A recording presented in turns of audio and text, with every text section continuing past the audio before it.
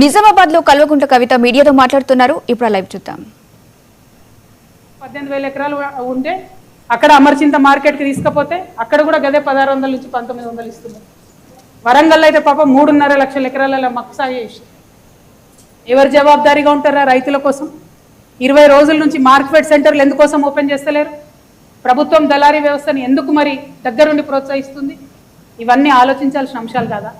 రైతుల అంశాలు కానీ, చిన్నపిల్లల అంశాలు కానీ, సెక్యూరిటీ అంశాలు కానీ, రోడ్ అంశం కానీ ఆలోచించొద్దా? పరిపాలన అంటే ముఖ్యమంత్రి అయ్యేదాకా తీరు అయినాక తీరు ఉంటుందా? ఇదే ఒరవడి ప్రతి ఒక్క రాజకీయ పార్టీది కూడా కనబడతా ఉంది. కాబట్టి ఖచ్చితంగా ఈ రాష్ట్రంలో ఒక కొత్త రాజకీయ శక్తి కావాలని బలంగా మేము విశ్వసిస్తూ ఉన్నాం, చాలా బలంగా విశ్వసిస్తున్నాం. అయితే వచ్చేటటువంటి కొత్త రాజకీయ పార్టీ ఆ భగవంతుడు శ్రీరామచంద్రుడి యొక్క దయతోని పేద బీద బిక్కి ఈ కులం ఆ కులం అని తేడా లేకుండా అందరినీ కలుపుకొని అందరి కోసం పనిచేసే పార్టీ అయి ఉన్నారు. నేను మొన్న ఉగాది నాడు కూడా చెప్పిన, సర్వోదయం జరగాలి తెలంగాణలో, సర్వులకు ఉదయం రావాలి, అందరి జీవితాల్లో వెలుగులు నింపాలి, సర్వోదయ తెలంగాణ రావాలి, దానికోసమే కొత్త పార్టీ రావాలని చెప్పి మేము బలంగా నమ్మినాం. నేను తెలంగాణ బిడ్డగా తెలంగాణ జాగృతి అనేటటువంటి స్వచ్ఛంద సంస్థ ద్వారా తెలంగాణ ఉద్యమంలో గత 20 సంవత్సరాలలో మీ కండ్ల ముందే నేను పనిచేసాను. అనేక అంశాల మీద కొట్లాడినాం. రాష్ట్రం రాకముందు కొట్లాడినాం, రాష్ట్రం వచ్చినాక కొట్లాడినాం. ఈ అంశాలన్నీ కూడా మీకు తెలుసు, మీ కళ్ళ ముంగట్నే ఉంది. తెలంగాణ రాష్ట్రం వచ్చిన తర్వాత తెలంగాణ జాగృతి సంస్థ ఒక ఎన్జిఓగా ఆనాటి అప్పుడున్నటువంటి బీఆర్ఎస్ ప్రభుత్వం ఒక నిర్ణయం తీసుకుంది. ఏంటిది అది? ఆత్మహత్య చేసుకున్న రైతులకు, ఏది ఆంధ్రప్రదేశ్లో ఆత్మహత్య చేసుకున్న రైతులకు కాంపన్సేషన్ ఇస్తామని నిర్ణయం తీసుకున్నారు. అయితే ఆ లిస్టులో ఒక 300 మంది రైతులు మిస్ అయితే తెలంగాణ జాగృతి ఆ బాధ్యతను తను తీసుకొని ప్రతి జిల్లాలో ఉండేటటువంటి ఆ 300 మంది రైతులకు 4 సంవత్సరాల పాటు 2,500 రూపాయలు పెన్షన్ ఇచ్చింది. మీకు ఆ రైతుల పేర్లు, జాబితాలు, వివరాలు ఇవ్వమంటే కూడా మా వాళ్ళు ఇస్తారు. అంటే ఉట్టుటి గీయలేనే, మా కార్యకర్తలు వాళ్ళ ఇంటికి పోవాలి, మాట్లాడాలి, వాళ్ళ పరిస్థితి ఎట్లుందో తెలుసుకోవాలి. అప్పుడే 2,500 పెన్షన్ ఇవ్వాలి. ఇది తెలంగాణ రాష్ట్రం వచ్చినాక 2014 to 18 మేము చేసిన పని గురించి నేను చెప్తున్నా, ఉట్టి పనులు చెప్పట్లేదు నేను. అట్లా ఒకటి కాదు, రెండు కాదు, అనేకం పనులు ఉన్నాయి. రాష్ట్రం రాకముందు పనిచేసినాం, రాష్ట్రం వచ్చినాక పనిచేసినాం, బీఆర్ఎస్ గవర్నమెంట్ ఉన్నప్పుడు పనిచేసినాం, బీఆర్ఎస్ గవర్నమెంట్ లేనప్పుడు కూడా పనిచేసినాం. నిన్నగాక మొన్న ఖమ్మం వెలుగుమెట్లలో ప్రత్యేకంగా ఈ రాష్ట్రంలో కొత్త తరహా ఒక రాజకీయ శక్తి రావాలని చెప్పి, కొత్త తరహా రాజకీయ కాంబినేషన్లు రావాలని చెప్పి, అన్ని రకాలుగా పనిచేస్తున్నటువంటి అనేక సంస్థలను కలుపుకోవాలని చెప్పి ధర్మ సమాజ్ పార్టీని కలుపుకొని వెలుగుమట్లలో చేసినటువంటి ఉద్యమం మీ అందరికి కూడా తెలిసిందే. అల్టిమేట్గా రిజల్ట్ తీసుకొచ్చినాం, పేద ప్రజలకు న్యాయం చేసినాం.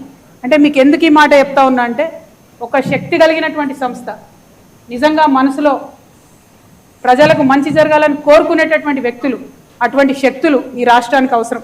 కాబట్టి ఖచ్చితంగా పొలిటికల్ పార్టీ పెడతా ఉన్నాం.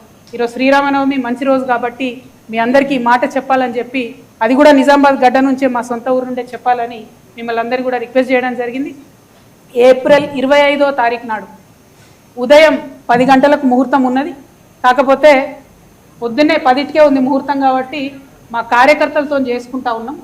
మేడ్చల్లో మునీరాబాద్ అనేటటువంటి ఒక ఊరిలో, మేడ్చల్లో మునీరాబాద్ అనేటటువంటి ఒక ప్లేస్లో ORR దగ్గర ఉంటుంది. చాలా పెద్ద ఫంక్షన్ హాల్ దొరికింది, 20 ఎకరాలు ఉన్నట్టుంది. మా కార్యకర్తల కాడికే ఒక 30-35 వేల మంది పడతారు. మిగతా జనరల్గా పబ్లిక్ మీటింగ్ మళ్ళీ పెట్టుకుంటాం పొద్దున 10కి. కాబట్టి మా జాగృతి వాళ్ళు సిస్టమేటిక్ కార్యకర్తలు, ప్రతి గ్రామంలో ఉన్నటువంటి జాగృతి కార్యకర్తలు, ఉద్యమకారులు, ప్రజాస్వామ్యవాదులు, ఈ రాష్ట్రంలో రాజకీయాల్లో మార్పు రావాలనుకునే వాళ్ళందరినీ కూడా మనస్ఫూర్తిగా ఆహ్వానిస్తూ ఉన్నాం. ఏప్రిల్ 25వ తారీఖు, వచ్చే నెల ఏప్రిల్ 25వ తారీఖు నాడు మార్నింగ్ 10 o'clockకి మేము జెండా ఆవిష్కరణ చేసి మా పార్టీ పేరు చెప్తాము. మంచి ముహూర్తం ఉంది, మీ అందరికీ తెలుసు, నేను ముహూర్తాలని బలంగా నమ్ముతా. మరి కాలానుగుణంగా పనులు చేస్తే ప్రజలకు కలిసి వస్తుందని నేను బలంగా నమ్ముతున్నా. కాబట్టి ఆ ఉదయం పూట అయినా తీసుకోవడం జరిగింది. ఆ మొత్తం డీటెయిల్స్ అన్నీ కూడా ట్విట్టర్లో, ఫేస్బుక్లో, వాట్సాప్లో మళ్ళీ మీకు లొకేషన్తో సహా, ఆ హాల్ పేరు ఆద్య కన్వెన్షన్, అద్వయ కన్వెన్షన్, మునీరాబాద్. మార్నింగ్ 8 కల్లా మన కార్యకర్తలందరూ చేరుకోవాలి. ఎందుకంటే 8 నుంచి మనం అందరం కొంత మాట ముచ్చట వేసుకొని 10కి ముహూర్తం ఉంటుంది కాబట్టి 10కి లాంచ్ చేసుకుందాం. ఆ మొత్తం 18 ఎకరాల్లో కూడా మరి ప్రాంగణాలు ఎట్లుండాలి, స్టేజ్ ఎట్లుండాలి, మేము మా ప్రాంగణానికి ఎవరి పేరు పెట్టుకుంటాం, ఎందుకంటే మేము జయశంకర్ సార్ని ప్రాణంగా కొలుసుకుంటాం, మీ అందరికీ తెలిసిందే. జయశంకర్ సార్ పెట్టుకుంటాం, ఇంకా చాలా పేర్లు ఉన్నాయి, చాలామందిని గౌరవించేది ఉంది. అవన్నీ కూడా డిసైడ్ చేసి ఈ నెక్స్ట్ 28 days టైంలో మీ అందరికీ కూడా వివరాలు ఇవ్వడం జరుగుతుంది. మా దగ్గర జాగృతి నుండి ప్రతి గ్రామం నుంచి కార్యకర్తలు తరలి రావాలి. పొద్దున్నే ఉంది కాబట్టి మంచిగా పొద్దుగా లేచి సద్దన్నం తిని బయలుదేరండి. వచ్చినాక మీటింగ్ అయినా ఉడకన్నం తిందాం. కాబట్టి ప్రతి ఊరు నుంచి ఎక్కడ జాగృతి కార్యకర్తలు ఉంటే అక్కడ బయలుదేరి రావాలి. ఎవరి గురించి ఆలోచించొద్దు. మనకెవరో వచ్చి ఏదో బండ్లు పెడతారు, ఏదో చేస్తారు అనుకోవద్దు. ఇది మన పని, మన రాష్ట్రం పని, మన కోసం మనం చేసుకునే పని. కాబట్టి ఖచ్చితంగా ఈ రాష్ట్ర రాజకీయాలు మార్చాలి. ముఖ్యంగా యువ మిత్రులకు నేను చెప్తా ఉన్నాను, రిక్వెస్ట్ చేస్తూ ఉన్నాను. మరి మనము తెలంగాణ వచ్చినప్పటి నుంచి కూడా ఇంకా కూడా జాబ్ల కోసం వెయిట్ చేస్తున్నటువంటి పరిస్థితి ఉంది ఇప్పటి వరకు కూడా. మరి యువ మిత్రుల కోసం ఏం చేయబోతా ఉంది కొత్త పార్టీ అని ఆ రోజు చెప్పబోతా ఉన్నాం. యువతకు, మహిళలకు పెద్ద ఎత్తున ప్రాధాన్యత ఉంటుంది కాబట్టి యువ మిత్రులు, మా ఆడబిడ్డలు, ప్రత్యేకించి మా ఆడబిడ్డలను నేను రిక్వెస్ట్ చేస్తూ ఉన్నా. మగవాళ్ళు చేసే రాజకీయాన్ని ఇన్ని రోజులు చూసినాం, మగవాళ్ళు నడిపినటువంటి పార్టీలు ఇన్ని రోజులు చూసినాం. మన బిడ్డ జాబ్ కోసం ఎదురు చూడాలి, మన ఇంటికి వచ్చే లోన్ కోసం ఎదురు చూడాలి,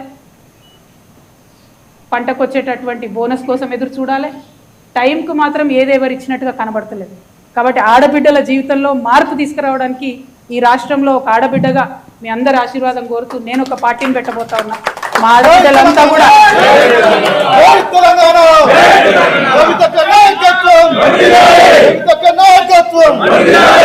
ఆడబిడ్డలంతా కూడా ప్రతి ఊరు నుండి కూడా తరలి రావాలని చెప్పి నేను రిక్వెస్ట్ చేస్తూ ఉన్నాను.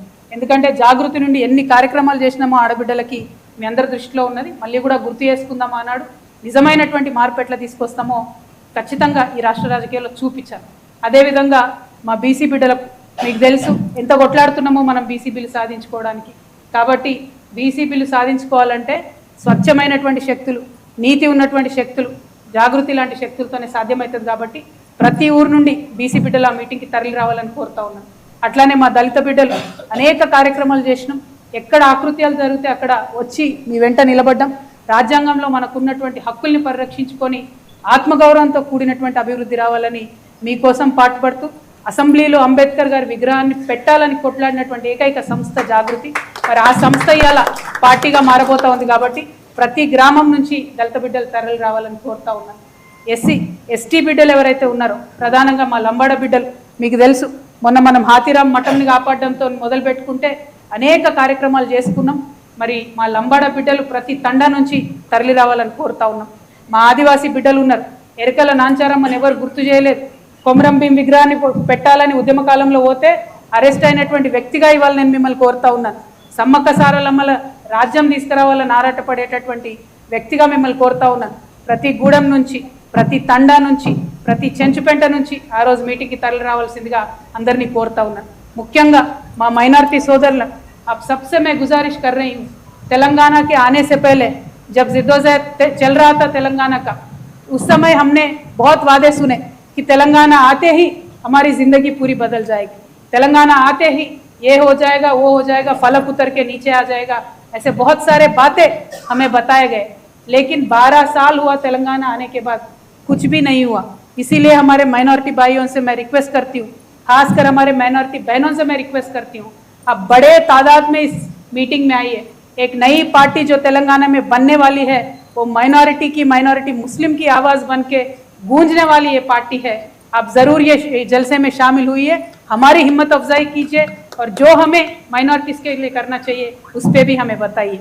तो माइनॉरिटी क्रिश्चियन సోదరులు ఉన్నారు, వారి కోసం ప్రత్యేకంగా వింగ్ పెట్టినటువంటి ఏకైక పార్టీ తెలంగాణ, ఏకైక సంస్థ తెలంగాణ జాగృతి సంస్థ. ఫ్యూచర్లో పార్టీలో కూడా క్రిస్టియన్స్కి అంతే ఇంపార్టెన్స్ ఉంటుంది. కాబట్టి ప్రతి చర్చ్ నుండి మరి తరలి రావాలి మా క్రిస్టియన్ సోదరులు ఆ సభకు అని చెప్పి నేను మనస్ఫూర్తిగా కోరుతా ఉన్నాను. సిక్ సోదరులు తక్కువ సంఖ్యలో ఉంటారు, కానీ ఏ ఆర్గనైజేషన్ కూడా వాళ్ళకి సపరేట్గా ఒక వింగ్ పెట్టరు. తెలంగాణ జాగృతి మాత్రం పెట్టింది, పనిచేస్తున్నది సిక్ సోదరుల కోసం. కాబట్టి వారిని కూడా తరలి రావాలని కోరుతా ఉన్నాను. ఇవన్నీ ఒక ఎత్తు అయితే మీకు తెలుసు, నాకు శ్రామికులు అంటే ఎంత ఇష్టమో, సింగరేణి సంస్థను అభివృద్ధి చేసుకోవడానికి ఎంత తపన పడ్డానో, సింగరేణి బిడ్డలు పెద్ద ఎత్తున ప్రతి ఏరియా నుంచి ఆ సభకు తరలి రావాలని రిక్వెస్ట్ చేస్తున్నాం. అనేకమైన కార్మిక సంఘాలు, ముఖ్యంగా మా ఆశా వర్కర్లు, మా అంగన్వాడీ ఆడబిడ్డలు, మా విఓఏలు, మా ఆర్పీలు, మా ఆర్ఎంపీలు, మా పిఎంపీలు అందరితో కూడా నేను కలిసి పనిచేసిన, అందరి బావు కోసం పనిచేసిన, మా అవుట్సోర్సింగ్ మిత్రుల కోసం కూడా రేపు పనిచేయబోతా ఉన్నాం, మా కాంట్రాక్ట్ ఎంప్లాయీస్ కోసం కూడా పనిచేయబోతా ఉన్నాం. వీరందరూ ఒక ఎత్తు అయితే మా వికలాంగుల సోదరుల కోసం పార్లమెంట్లో నిలబడి కలబడి కొట్లాడి 5% రిజర్వేషన్ సాధించుకున్నటువంటి జాగృతి సంస్థకు అండగా నిలబడడానికి ప్రతి గ్రామం నుంచి మా వికలాంగుల సోదరులు కూడా తరలి రావాలని చెప్పి కోరుతూ, మరి ఇదివరకు అందరం కూడా జాగృతిలో పనిచేసిన వాళ్ళమే, పనిచేసినటువంటి వాళ్ళందరికీ వెల్కమ్ చెప్తా ఉన్నాం. పని చేయని వాళ్ళు కలిసి పనిచేయాలనుకున్న వాళ్ళందరికీ కూడా వెల్కమ్ చెప్తున్నాం. ఈ రాష్ట్రం కోసం, రాష్ట్ర భవిష్యత్తు కోసం ఏ ప్రణాళికలు అయితే చాలా మంది జాగృతిలో ఇంటర్నల్గా 50 కమిటీలు వేసి రూపొందించిన ప్రణాళికలు ఉన్నాయి. చాలా మంది మేధావులతో, ఇంటర్నేషనల్ మేధావులతో రూపొందించినటువంటి ప్రణాళికలు ఉన్నాయి. అవన్నీ కూడా పెద్ద ఎత్తున ఆ రోజు చెప్పడం జరుగుతుంది. కాబట్టి మీరందరూ కూడా తరలి రావాలని కోరుతూ, ఈ రాష్ట్రంలో ఉన్న రైతన్నల పక్షాన కొట్లాడుతున్నాం. రైతు బిడ్డలందరూ రావాలని చెప్పి కోరుతా ఉన్నాం. ఇట్లా ఏ సెక్షన్ అని కాదు, మమ్మల్ని ఆశీర్వదించడానికి రావాలని కోరుతూ, మరి ఇంకొక మాట, ఏ ఫోన్ నెంబర్కి అయితే వాట్సాప్ చేయాలో అవంతా కూడా మేము ఫేస్బుక్లో, ట్విట్టర్లో అన్నిట్లో కూడా పెట్టడం జరుగుతుంది. మీ అందరితో ఒకటే రిక్వెస్ట్, రాష్ట్రంలో కొత్త రాజకీయ పార్టీ వస్తే ఏ అంశాల మీద మేము పనిచేయాలనేటటువంటి విషయాన్ని కూడా దయచేసి యువమిత్రులు, మహిళలు, బుద్ధిజీవులు, మేధావులు మాకు తెలియజేయాలని చెప్పి కూడా మేము కోరుతా ఉన్నాం. మేము చాలామందిని కలిసి మేము ఈ ప్రయత్నం చేసినాం. అయినప్పటికీ ఏదైనా చిన్న విషయం, అంశం మిస్ అయి ఉంటాం. కాబట్టి మీ అందరి దగ్గర కూడా మేము ఫీడ్బ్యాక్ తీసుకోవడానికి ఒక వాట్సాప్ నెంబర్ కూడా సపరేట్గా ఇవ్వబోతా ఉన్నాం. దానికి మెసేజ్ చేయొచ్చు, ఈమెయిల్ కూడా చేయొచ్చు అని చెప్పి మిమ్మల్ని అందరినీ నేను రిక్వెస్ట్ చేస్తున్నా. అయితే ఈ వచ్చే 28 రోజులలో తెలంగాణ వ్యాప్తంగా అనేక మంది వ్యక్తులతోని, శక్తులతోని, పత్రికల వాళ్ళతోని, అందరితోని స్వయంగా మేము ఒక డెలిగేషన్ వెళ్ళి అందరినీ కూడా కలుస్తాం. ప్రతి ఒక్కరిని తెలంగాణ రూపురేఖల్ని మార్చడం కోసం, సామాజిక తెలంగాణ సాధించడం కోసం, తెలంగాణ అభ్యున్నతి కోసం, ఆదర్శప్రాయమైన తెలంగాణ సాధన కోసం కలిసి రావాల్సిందిగా అందరినీ కూడా రిక్వెస్ట్ చేస్తాను. వీళ్ళు వాళ్ళని కాదు. సో ఈ 28 డేస్ ఇవన్నీ కూడా చేస్తూ లాస్ట్కు గంగా స్నానం చేస్తాం, వారణాసికి పోతాం, శివుడికి అభిషేకం చేస్తాం. ఆ తర్వాత వచ్చి పార్టీ ప్రకటన చేస్తాం. ఎందుకంటే మనుషులు ఎంత చేసినా కూడా ఆ దేవుడిది కూడా మనకు పర్మిషన్ ఉండాలి, ఆయన తోడు ఉండాలి. కాబట్టి ఇవాళ శ్రీరామనవమితో అనౌన్స్మెంట్తో మొదలు పెట్టుకున్నాం. శివుని అభిషేకం కాశీలో వేసుకొని ఆ తర్వాత 25వ తారీఖు నాడు పార్టీని లాంచ్ చేస్తాం. పార్టీ జెండా, పేరు, ఎజెండా అన్నీ ఆ రోజు చెప్తాం. ఈ నెల రోజులు ప్రిపరేషన్ కోసం, మా కార్యకర్తలందరూ తరలి రావడం కోసం, ప్రజల నుంచి ఫీడ్బ్యాక్ కోసం, అన్నిటికన్నా ఎక్కువ నా నిజామాబాద్ ప్రజల ఆశీర్వాదం కోసం ఈ నిజామాబాద్ నుండే మరి నేను ప్రకటన చేస్తా ఉన్నాను. ఎందుకంటే నేను ఒక సామాన్య తెలంగాణ ఉద్యమకారులుగా ఉన్నటువంటి నన్ను పార్లమెంట్కి పంపిరు మీరు ఆశీర్వదించి పార్లమెంట్కి పంపడంతో అక్కడ కొన్ని నేను సమస్యలు రేకెత్తగలిగిన, దేశమంతా ఇవాళ అనేక మంది మిత్రుల్ని పంపించుకోగలిగిన, సంపాదించుకోగలిగిన, అవి